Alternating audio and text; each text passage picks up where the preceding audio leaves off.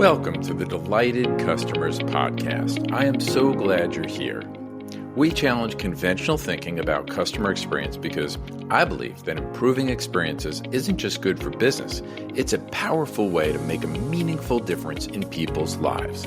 Each week, we feature thought-provoking conversations with industry thought leaders from a variety of backgrounds, offering unique perspectives and actionable insights. Get ready to sharpen your leadership and transform your approach to customer experience. Let's dive in. Well, thank you for joining us today on the Delighted Customers Podcast. I am so excited to have a returning guest, Bill Staikos. Bill and I met several years ago at a conference at Michigan State University. And at the time, Bill was a senior vice president at Medallia and impressed me. He took a role at one of the largest banks in the world, actually, the Bank of New York, which is the largest custodian bank with about $52.1 trillion in assets under management and is the 13th largest bank in the United States. Before that, Bill held leadership positions at JP Morgan Chase, Credit Suisse, and American Express. He is one of my favorite visionaries, and his company, a boutique consultancy, Be Customer Led, helps companies drive and scale business outcomes. And he's also launching a new podcast called The Multimodal Experience, a weekly show on how advanced tech is shaping relationships with the brands we buy from every day. And so today we're going to talk a little bit about the everyday experiences we have as consumers and also how AI interconnects with that. Bill, thank you so much for coming back to the show. It is my privilege and honor to be back here speaking with you. And it's a wonderful show and platform you've got. So thanks for having me back on. Thank you, Bill. And I meant it when I said you're a visionary, always pushing the edges, always pushing us to think harder, outside the box, always willing to challenge the status quo. I love that about you. Thank you. I try and ruffle some feathers now and again. It's always fun to break some glass every once in a while. Well, it is because it keeps us thinking. And today I wanted to bring you back because I don't know, it's been a year or a year and a half since you were last on the show. So much has changed, especially in the world of AI. And you were leading a change at one of the largest banks, Bank of New York, with a big team. And I want to talk today about the direct impact of AI on customer experience management and the consumer. So kind of looking at both sides of the coin, if that's okay. Yeah. Absolutely. So first of all, let's do some level setting for the audience. When we talk about direct impact of AI on customer experience management and the consumer, help us understand what exactly we're expressing when we say that. Well, I think that, one is what are the capabilities, include not just technology, but also the data, the architecture, the talent on the company side that we need to deliver an enhanced consumer or client experience to the individuals that are interacting with that brand every day. And that's very different than designing the experience that is consumer facing and leveraging capabilities like artificial intelligence or even simply, the app on your phone and the interconnectedness between the two. Some people call that service design. What does the front of the house and the back of the house look like? Others are just like, hey, I need to build this. Here's the goal and the objective and the outcome that I want to drive. I want to drive 30% more digital sales. Okay, that's a real outcome that we can design around, right? And build the capabilities internally and then measure that from a customer perspective in achieving that goal. So it's really taking a front of the house and back of the house view on how the capability operates, both behind the scenes and what's consumer facing as well. And then really painting that picture and that vision clearly for the firm and then building towards that vision and having the metrics behind it to then measure its success overall. Okay. Well, thanks for clarifying that. Now, hopefully in terms of further clarifying, as we continue our conversation, maybe I might ask you to paint a picture with a couple of actual illustrations that are happening inside of companies. But before we do that, one of the next questions I always like to ask is, if I'm a C-suite leader, why should I care about this? Well, let me start with why you shouldn't care about it, actually. That's also an important point. One, you shouldn't care about it because it's all over the place and it's a flavor du jour. I think that companies are jumping into AI in the wrong way. They're not, and they're saying, what's our AI strategy? That what they should be asking is, how does AI fit into my strategy? How does AI fit into the experience that we want to deliver for our consumers? How does AI fit into the talent and the organizational construct? And do I even have the right model, business model or organizational structure to be able to deliver on, through these new capabilities? And is that even meaningful to my clients or my customers? So like we're rushing into hiring the chief AI officer and other this stuff, and yeah, okay, that's fine. It's nice in an HBR article, and we should do that. But we're not starting with the why first. Now, why it's important and why CEOs should pay attention. One, the technology is transformational on a number of different levels, and your customers are using it and playing with it every day on their phones or on their laptops or PCs, what have you. So they are experiencing something that they are going to ultimately relate that experience back to what you are delivering from an experiential perspective. Here's a great example, and you might have seen this in a past life too. When Apple just kind of delivered these, agree from their terms and conditions. No, everyone's like, oh, I want terms and conditions as easy as Apple, or I want an Uber experience. A large bank saying we want an Uber experience is absolutely irrelevant. One, for starters, you are not Uber. You are a bank. Now, how do you take the context of banking and think about the ease of an Uber experience, I think is the way to think about it. So similarly for AI. So how are your consumers or clients or customers using this capability? Where can it be meaningful to enhance that experience for your customers by augmenting service interactions or sales interactions or digital interactions? And then how do we implement that internally? And what does that need to look like for our people to be using it in a smart way to deliver on our strategic objectives? So what I heard you say, Bill, was that one of the mistakes that leaders can make is this FOMO worry. Totally right.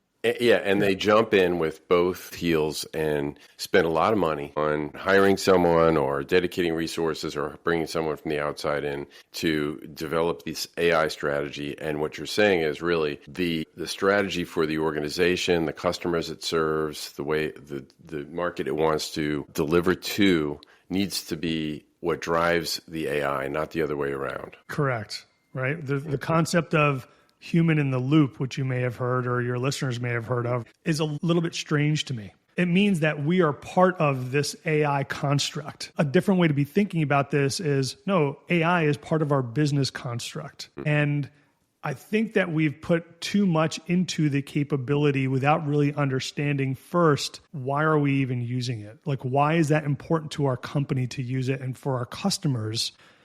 For us to be using it, but also to put it in front of them in some customer-facing capacity, whether that's a service interaction or otherwise. And when we say human in the loop, it takes the human element out of that.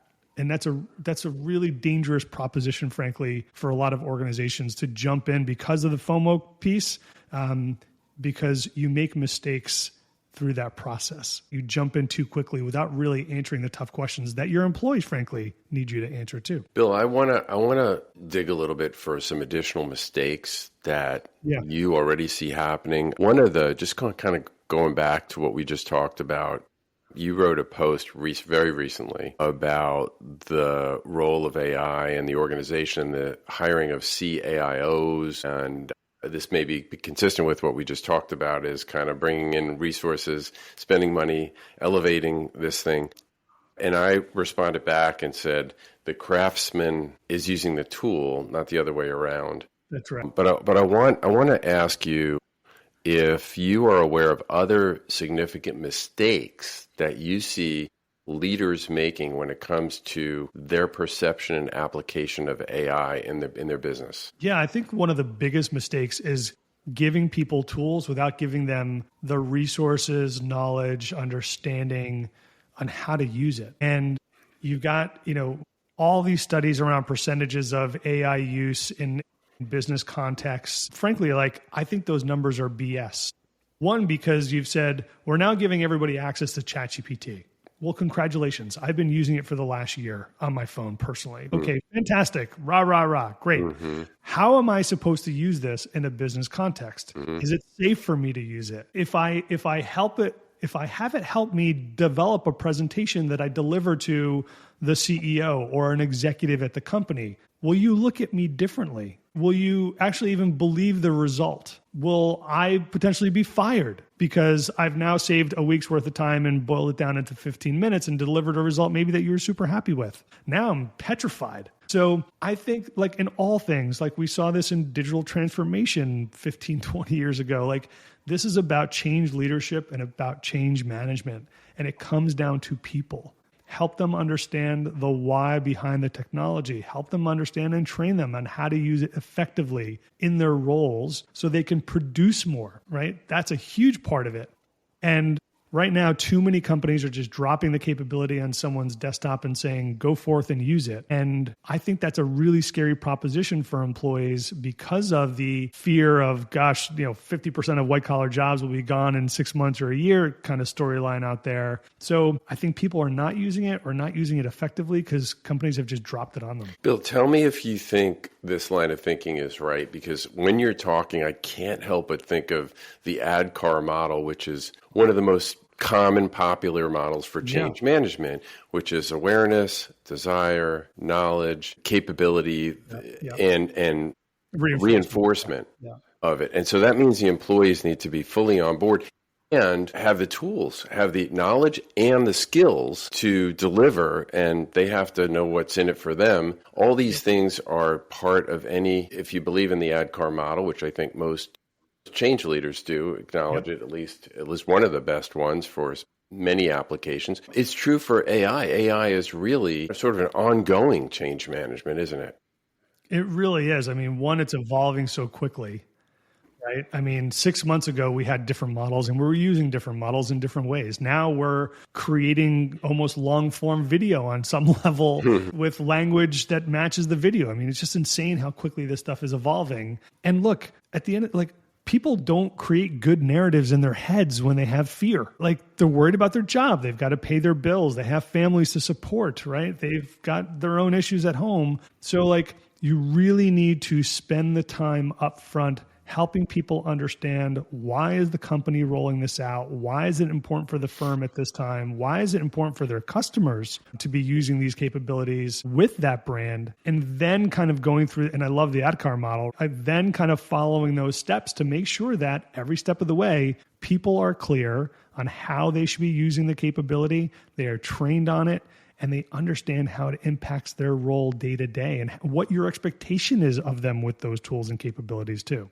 I think that you can still take that ADKAR model, by the way, and turn the screen around and show it to your customers. Like, here's how we want you to be using this capability with us. And here's why it's important to us as a firm, right? And not only improves the experience, but it actually makes us more efficient as a business. So we can continue to deliver those great experiences and products to you every day. So going back to the original question around sort of the two sides of the same coin, there's a lot of work that is not necessarily happening today around artificial intelligence from a corporate perspective that really needs to come to the fore. So that chief AI officer, I do hope that they are as equally focused on the change aspect of this, and not just change management, but also change leadership, creating that vision and that rallying cry as anybody else in the organization might be. Yeah, and spot on with change leadership and knowing that we need to bring everyone along, give them the tools, and they need 100%. To be clear as to what it's used for. And speaking of which, you and I had a previous conversation about efficiency versus effectiveness and another potential pitfall. Share your thoughts on that. Struggling to connect the dots across your customer journeys? You're not alone. For many CX professionals, journey mapping is still manual and fragmented, especially in large organizations. JourneyTrack changes that. Their platform unifies journey mapping, management, and measurement in one place, giving you a real-time view of every touchpoint. Uncover friction, align teams, and prove the ROI of your CX initiatives so you can make smarter decisions and deliver smoother journeys. Want to see how AI can help you map smarter, not harder? Download our free white paper at journeytrack.io/podcast or click the link at the end of the show notes to get started with AI-powered journey mapping in minutes. Hi, I'm Chris Gethard, and I'm very excited to tell you about Beautiful Anonymous, a podcast where I talk to random people on the phone. I tweet out a phone number, thousands of people try to call, we talk to one of them, they stay anonymous, I can't hang up, that's all the rules. I never know what's going to happen. We get serious ones. I've talked with meth dealers on their way to prison. I've talked to people who survived mass shootings. Crazy funny ones. I talked to a guy with a goose laugh, somebody who dresses up as a pirate on the weekends. I never know what's going to happen. It's a great show. Subscribe today, Beautiful Anonymous. So I think one of the myths around AI is that it guarantees cost savings. And I think the upfront investment in infrastructure, talent, change can significantly outweigh any immediate savings, right? And also over automation can really backfire if customer satisfaction, customer delight dips too. I think that there is a little bit of a misnomer, and I think that's a pitfall that we all need to be mindful of. Most companies, frankly, I'm going to go out there on a limb and just say most, are not making money on AI right now, given the investment required to roll this out and deliver.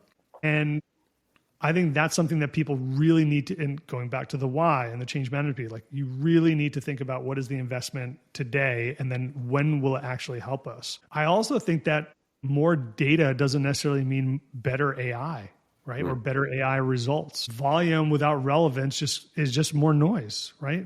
I hear executives all the time say, I have so much data and not enough insight. As CX pros ourselves, we heard that practically most of our careers in some way. So like quality, annotated data aligned to clear goals, that's what drives precision. The old adage, garbage in, garbage out. The same is true with AI. It's just going to scale bad processes, bad data, and provide bad results. So let me push you a little bit on helping us understand the limitations, sort of where does AI's capability end? Where does the human interaction need to continue to take precedence? So I think in the super transactional, like password change, account setup, like super transactional experiences in your organization are really great use cases for AI. And I actually don't believe that the capability has limitations. Frankly, like there should be people in your organization that just think about crazy use cases all day long and how to maybe apply AI to them. And I think that's a really potentially important role to play. Where the limitation is where that human element really is required for your brand. And we've got a lot of financial services folks, who listen to this podcast. So let's think about mortgage foreclosure. Like think about the severity of that from a customer perspective. And nobody wants to go through that. But what people don't want in that situation is to have to go through it by engaging a bot. So I think it's really important for organizations to think about what are the journeys that we absolutely can transform and automate, because our customers are going through a journey where they just want to get through it quickly and they can care less if it's a human or a bot. They just need to execute quickly. It could be a service inquiry. Where is the handoff maybe from a bot to an agent as well? I mean, an agentic AI, and then what are the handoffs then to bring a human in? But then what are those really deep emotional journeys and experiences that our customers go through that we don't, as a brand, believe it should be automated? And, homeowner, like what are those big happy or those deeply sad experiences that as consumers we can go through?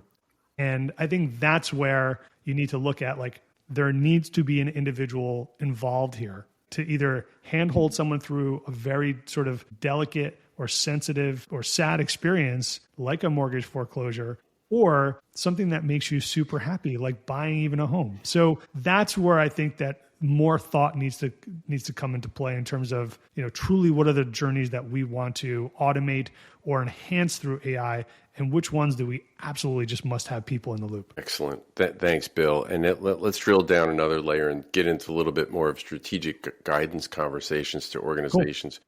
One of the things you mentioned in the last comment was agentic AI. And I had someone recently on a show who misspoke about agentic AI. He flipped generative AI and agentic AI definitions around. And I got a call out from my friend. Shout out to Eric Isle, who wrote me about this. And I missed it because I probably just assumed that he was talking about generative AI.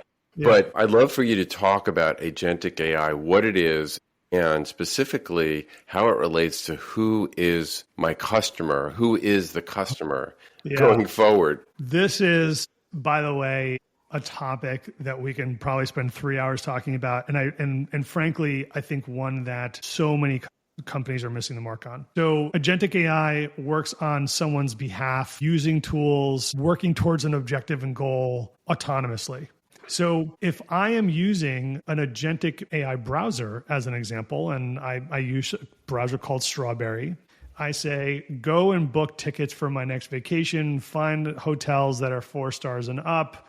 It should be, a high-end beach vacation with kid-friendly amenities, but also nice places for my wife and I to go to dinner off property. Right? All right, great. Now that agent is off going and looking at places, it comes back and says, okay, here are your 3 options. Which one do you want to pick? And I say, this is the one at this price point. Thanks very much. Go and book it. At that point, I am no longer the customer. And if you have agents now that you've got to deal with as a brand who are very transactional, how do I build loyalty? How do I think about re-engaging that agent to come back and book again? So I think that marketing, certainly customer experience, certainly roles like CIOs and COOs really need to be rethinking who is the customer, because now it's 2 of them. How do I maintain a relationship with Bill, but also be able to engage their agent to make sure that they keep on coming back and buying from me? Because what an agent is going to do is it's going to expose me to brands that I never even thought of buying from in the past. Right? It's going to take my prompt and say, here are your 4 or 5 options based on what you wanted. So, and it may not be a Marriott or a Hilton that I stay at next time. So I think that there needs to be a lot of just deeper conversation internally at brands to say, who is our customer? Is it now 2 of them? And how do we ensure that if Bill is using an agent, that agent keeps on using Marriott? If Bill hasn't put in, I want it to be a Marriott property. So I think that there is, and then there's legal implications associated with that. Like, what if the agent makes a mistake and the company gets sued? What if it's the company's agent? So I think there's a lot of really complex, big questions that we still have not answered across industry that we need to. And hopefully we can get there pretty soon. Yeah, it's going to be fascinating. It's going to be an interesting ride. And you bring up a great point about who is the customer and how do we impact? And I guess those answers are still evolving, but it's a really good question that I think we need to ask. How might AI prove actionable insights directly to customers or empower employees who serve them? So I think that, look, it's happening today. You have organizations out there, a large credit card company with a blue logo. I won't mention the name, right? Mm-hmm. Like, they are creating synthetic NPS based on the sentiment of every contact center call. They're no longer surveying customers, or they do every once in a while to train the model that they've built. And that also delivers coaching for the next call. And that's a great use case to be able to enhance the experience for the employee so they continue to improve and deliver better experiences to your customers. And they've been doing this for several years now and continue to refine and build on that capability. So I think it's really interesting ways like that, helping you understand your ideal customer profile, resegmenting your customers, creating personas based on customer activity. There's countless ways that you can leverage AI to get smarter around who your customer is, what's important to them, and then what should I be building next to continue to enhance that experience and keep them coming back. So many organizations are working towards that and through that capability today in that way. And I'm super excited about sort of like where this and how this evolves as well. When we talk about the customer journey in that regard, where the journey is no longer monolithic. We've got ways that customers interact with us. Correct. And they are walking information beings. For example, They may have a wearable iWatch. They've got their phone on them. They've got data there. They could have through Zoom, and they're working on Zoom or on Facebook, on social media. And Ray-Ban is coming out with some glasses that can do amazing things. So we've got the whole wearable piece. How can AI help organizations deliver a better customer experience and help ultimately with business outcomes that the C-suite's really interested in? Yeah, so great question. I think that, CX is no longer, I hope, although in many cases it still is, unfortunately, CX no longer is like do the survey and then go, develop the report and say, here are your 5 pain points, go fix them. I think voice of the customer surveys have a spot, but like voice of the customer feedback and insights and signals generally, operational data, financial data, behavioral data, digital surveys certainly still. AI can help bring all that data together for us, analyze that data, and produce results that are aligned to what we want to deliver and drive from a strategic perspective. So years ago, really a long time ago, while at Credit Suisse, we flipped the question on its head and saying, if the firm wants to drive revenue by 10% this year, how do we design experiences that drive revenue by 10%? You can design experiences in a customer-friendly way that also help you deliver a strategic objective. I think AI is going to help us accelerate that, plus be able to identify new and novel ways to deliver those experiences for us. So, one, certainly around aggregation and delivery of insights. 2, being able to automate closed loop feedback based on those insights in real time with customers to maintain that loyalty, to fix those issues quickly. And then 3, being able to deliver real time information to people that interact with customers every day so that they can engage the customer in a way they want to be engaged with and develop ideas, solutions, commentary, dialogue in a way that makes that bond richer and stronger with your end consumer. Yeah, and also affirming that and also adding on to that, another cut is I had Jason Barrow, who's the founder of NPS Prism at Bain, on the show a while back, and he talked about the ability to know which levers drive loyalty and which ones to pull on and how far to pull on them. In other words, you can overspend or overvalue a particular one to the point where as long as you're X percentage better than your next closest competitor, that's all you need to do. How do you think AI can help with that sort of intelligence? Well, I think that it's going to be able to look at all this data in a different way and not necessarily from the perspective of, what someone might do. I think that you're going to have much clearer cause and effect analytics embedded into your workflows. In fact, even workflows can be treated like a product now because of AI, that's going to deliver insights to us much faster than an NPS model might.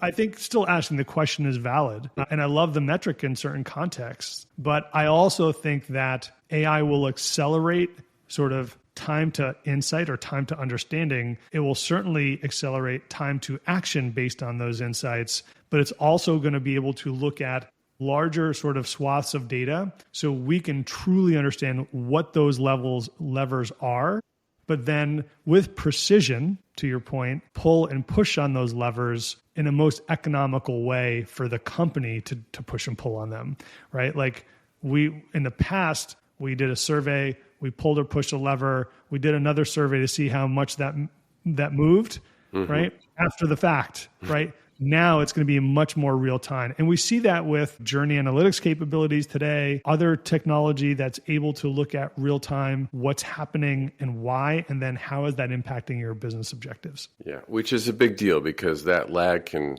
create all sorts of inefficiencies, customer churn, and ultimately impact the numbers. 100%. And your competitors are sitting there, picking up the pieces while you're trying to figure out where they fell. So, that is a really big deal for an organization to be able to figure out. And, again, like with all things, it comes down to what am I trying to achieve? Do I have the talent to achieve those objectives? Do they have the tools to be able to achieve those objectives? And how quickly can we put them in front of people to start achieving those goals. So yeah, it's an exciting time. Scary as all get out too, but certainly an exciting time. Yeah, I appreciate you acknowledging that. I think there are a lot of people listening who appreciate you saying that, and it is scary. It is, and I think part of it is just admitting, look, we don't have all the answers, but we're going to start small. We're going to build from there, and we're going to do this together. And that message, I think, resonates, and I think takes sort of the fear out of this stuff, at least a little bit, so people are more motivated and driven to use these tools in an effective way. Excellent, Bill. Great conversation. I want to. So many great tools, so many great insights here as we navigate this uncertain future. I want to end with one question that I ask all my guests, which is, what does it mean to you? Or better said, what delights you as a customer? I think for me, I'm pretty easy on brands given the work that I've done in my career. I think for me, it's just like, and maybe it's easier said than done, but like what my expectation, did my experience match the expectation? Is there any daylight between those things? And I give brands a lot of grace because I understand how complex and hard that is to actually do and close that gap. But I think what makes me happy is like, are you actually making my life better? Like, are you helping me be a better person? Like, really quick story. I love my Traeger grill. I'm sorry to mention a brand on the show, but like, I smoked a 15-pound bone-in, pork butt the other day. That made me super happy. It created joy for my family because they love, tacos with smoked pork. So like, is the product or is the brand or the service, is it actually helping me create joy or happiness for the things that are meaningful to me? Yeah. And I think that is a really tough thing to do, I think, because it's so personal. Like, I'm a sample of one, but that's what I really, that's what I'm looking for in brands. Excellent. Bill, it's a great question. If our listeners would like to get a hold of you to chat more, what's the best way? Hey, look, I'm on LinkedIn regularly. Feel free to DM me. My contact details are on LinkedIn as well. I put them out there, and happy to have a conversation if you got any questions, and if you need any help, just let me know. I'm here to help. Bill, thanks so much for coming back on the Delighted Customers podcast. It's been great to be with you again, and really appreciate you having me on. I hope you enjoyed this episode of the Delighted Customers podcast. It would mean so much if you would take a moment to subscribe. You can go to Apple, Spotify, Amazon Music, or wherever you listen to podcasts, click on the plus sign or follow button, and that will ensure that you don't miss an episode, and it helps get the word out to others. While you're there, I'd love it if you'd leave a 5-star review. I look forward to seeing you back here next Thursday.